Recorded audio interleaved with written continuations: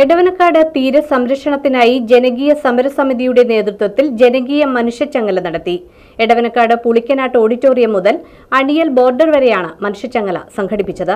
എടവനക്കാട് തീര സംരക്ഷണത്തിനായി ജനകീയ സമരസമിതിയുടെ നേതൃത്വത്തിൽ ജനകീയ മനുഷ്യച്ചങ്ങല നടത്തി. എടവനക്കാട് പുളിക്കനാട്ട് ഓഡിറ്റോറിയം മുതൽ അണിയൽ ബോർഡർ വരെയായിരുന്നു മനുഷ്യച്ചങ്ങല.